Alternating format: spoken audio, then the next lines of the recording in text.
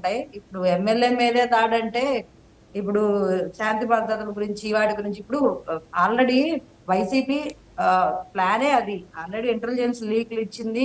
ప్రతి జిల్లాకి ఇన్ని కోట్లను పంపించి మీరు ఇష్టం వచ్చినట్టు చేయండి, ఇష్టం వచ్చినట్టు అల్లర్లు చేయండి, ఎవరు ప్రశాంతంగా ఉండకూడదు రాష్ట్రంలో అనే ధోరణిలోనే వైఎస్ఆర్సీపీ పార్టీ పనిచేస్తుంది. ఏదో జరిగిపోయినట్టు ఇక్కడ చెయ్యాలి అని.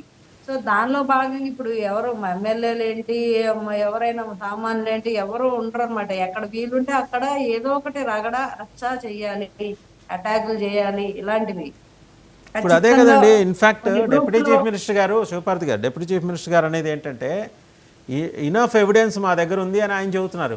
మరి గవర్నమెంట్ ఏమో యాక్షన్ తీసుకోవట్లేదు. ఈ ఎక్కడో సమ్ గ్యాప్ ఈజ్ దేర్. ఎందుకని అంటే అది చూసి చూడనట్టు పోవాల్సినంత అంత ఔదార్యం ప్రకటించాల్సిన అవసరమే ఉందండి. ఎమ్మెల్యేల మీదే, కార్ల మీద ఎమ్మెల్యేల మీదే దాడులు జరుగుతుంటే వాట్ అబౌట్ చూసి కామన్ పబ్లిక్ అండి? చూడనట్టు ఏమి ఉండే ఎవిడెన్స్ ఉంది అని సారే చెప్పారంటే యాక్షన్ కూడా ప్రాపర్ గానే ఉంటది.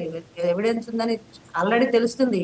ఆల్రెడీ పోలీసు కూడా ఎవరైతే ఇట్లాగా వైఎస్ఆర్సీపీ పార్టీకి మద్దతుగా ఉండి పోలీసు విధుల్ని సరిగా ఎవరు నిర్వర్తించట్లేదు, మరి ఆ పోలీసులు సహాయ సహకారాలతోనే మదనపల్లి ఇన్సిడెంట్ కలెక్టర్ సబ్ కార్యాలయాన్ని తగలబెట్టేశారు కదా. సో ఇట్లా చాలా మంది ఇలాగే ఉన్నారు. వాళ్ళందరినీ రాష్ట్రం మొత్తం ఒక చోటని కాదు, ప్రతి నియోజకవర్గంలోనూ ప్రతి జిల్లాలోనూ ఇదే సమస్య.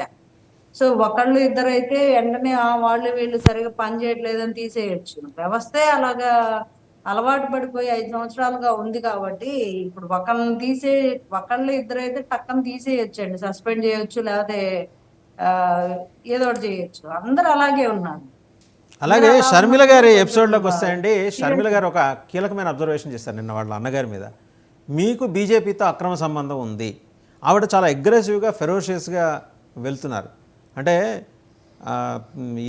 ఇదంతా ఏంటి, సరే వైసీపీ వాళ్ళు ఏమంటారు, టీడీపీ ఇచ్చిన స్క్రిప్ట్ ఆవిడ చదువుతోంది అని.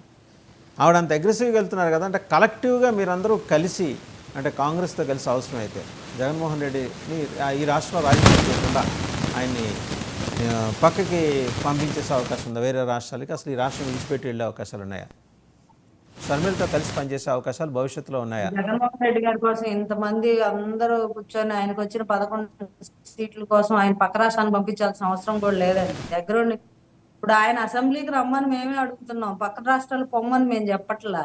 అసెంబ్లీకి రండి, మీకేమైనా సమస్యలు ఉంటే మేము మాట్లాడేది ఏదైనా తప్పైతే వచ్చి ఖండించండి, మాట్లాడండి.